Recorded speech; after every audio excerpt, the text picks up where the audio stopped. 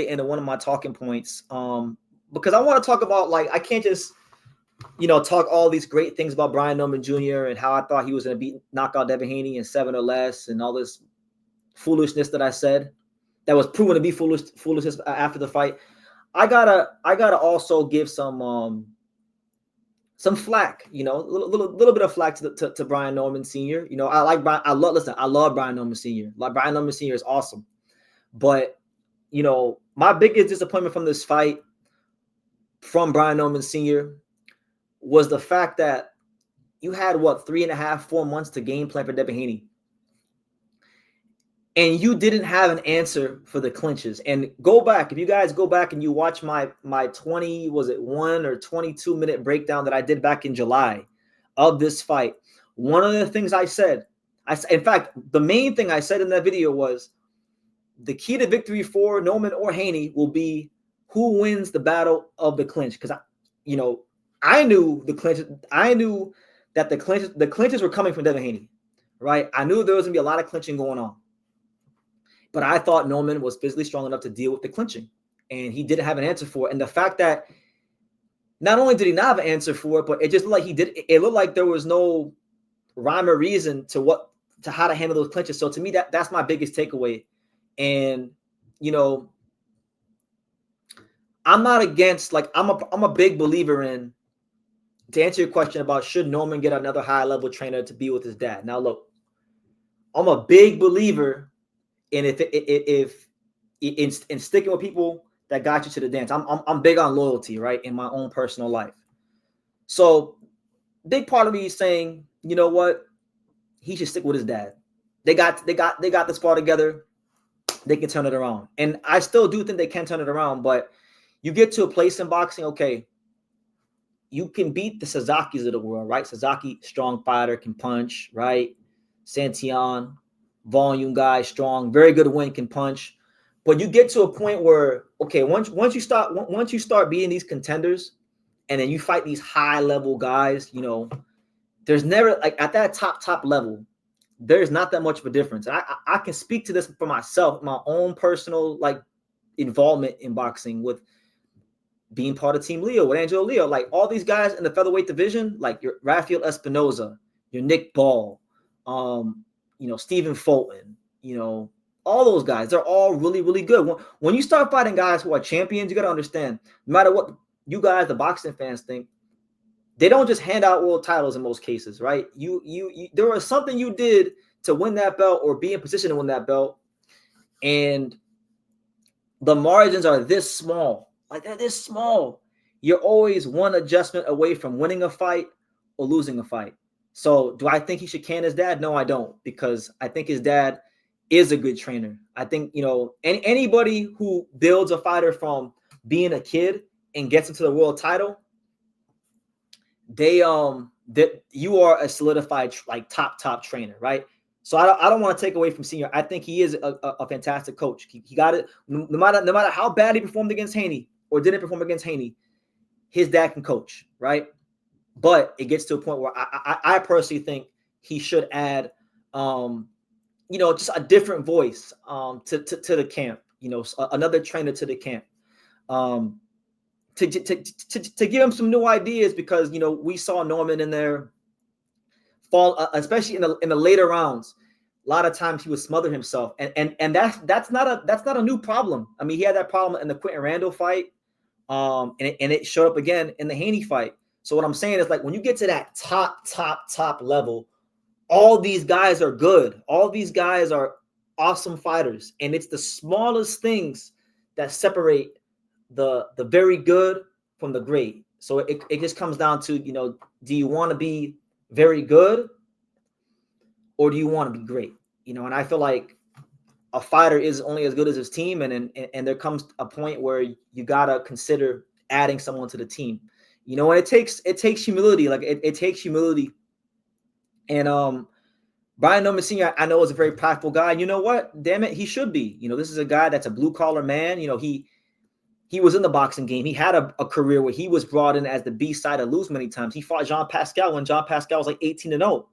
He was the guy that never got no he didn't get the right fights at the right time. He never had the machine behind him. He was the guy that was used for other, young fighters to win. All right. And then his son came of age and he made his son a world champion. And he did this also using a lot of the money that he made from his towing business. Right. So yeah, he's earned the right to be prideful and talk his shit like he does here on YouTube. But my belief, my humble belief is that I think that Brian Noman Sr. should consider adding someone to the team. I'm not going to say who he should add, but just get a different set of eyeballs. Someone that he trusts, someone that's been on a high level as a coach, and someone that could give Junior new ideas to improve. I'm not ready to carry Brian Noman Jr. as a fighter. Like, really and truthfully, guys, I'm not. Like I said, I'm a loyal person. For those, if y'all want to know how loyal BT is, right? For those of you who don't know me, right? Look, you see what this is? This is a Charlotte Hornets logo. Yes, guys, I am a Charlotte Hornets fan, and I've been a Charlotte Hornets fan my entire life. Now, for any of you guys that know about basketball, the Charlotte Hornets fucking suck, and they've always sucked. They've always sucked, and they always do the wrong thing. They traded Kobe Bryant for Vlade Divac. They traded Shea Gilgeous-Alexander for Miles Bridges. They never, ever, ever do anything right, and they're still one of the worst teams in basketball. And guess what? That's still my favorite team, right? That's my favorite team. So I know about loyalty because I still rock with the Hornets, right? So I'm not, and getting back to my point, Brian Noman Jr. is one of my favorite fighters. I like Brian Noman Jr. And I still believe that he is one of the most valuable welterweights in this division. And I'm not going to discard him like a lot of boxing fans do when fighters lose fights, because I don't believe in that, and like I said, I've been honored to be cool with a couple fighters through the years, not just Angelo, but other fighters, and they've lost big fights. And I've seen what a loss can do to fighters psychologically, and I know how unforgiving this fight game is. So I don't like discarding fighters when they lose fights because I feel like it's wrong. Like, who am I? Who am I? Yeah, I may talk my shit and say expose and this, that, and the third, but I'm not gonna discard them. I'm not gonna start talking about them and act like they did something wrong.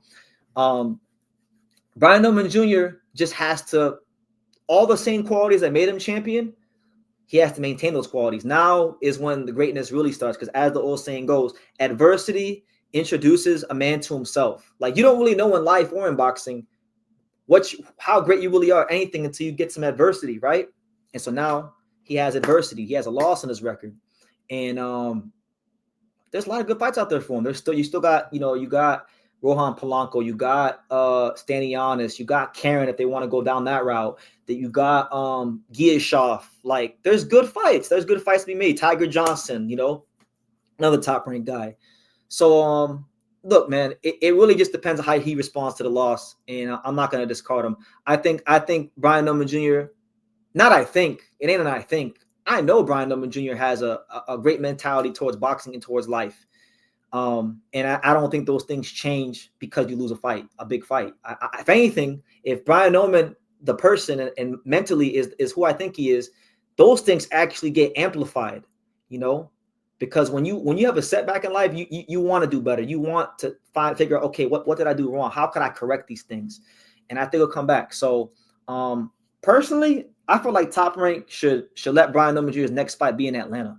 Give that kid a hometown fight. Like, this calendar year, guys, Brian Noman he fought in Vegas, right? He defended against Cuevas in Vegas. A lot of people thought Cuevas was going to knock his ass out because Cuevas can punch, right? Then he went to Japan, knocked out Jintozaki. Then he fought in Saudi. So when he had the belt and he was champion, he conducted himself as such. And I feel like those things should be honored. And he's like a real Atlanta fighter. Like, he's a real ATL fighter. And I think Top Rank should allow him to explore what his commercial value is fighting the ATL. And I think people, if anything, people will be just as invested in Brian Noman. Watch. When Brian Noman Jr. have a fight signed, people are going to be very eager to see, okay, how does Brian Noman respond to the loss? Because people love a good redemption story. It gives people inspiration in their own lives. You understand? So I feel like, you know what? Brian Noman Jr. is still a very valuable welterweight. He can still come back. Brian Noman Sr. is still a fantastic trainer. And but I do think, but I do think he should consider, adding someone to his team, not to take away from his ideas, but to give some new ideas and make Brian Noman even better than he is, because he still has a lot of talent and potential, and he's still 24, 25 years old. He's still a very young guy in the sport. His best boxing is in front of him if the whole team handles it right. So that's why I stand on the matter, and I'm not discarding Brian Noman after a loss. So.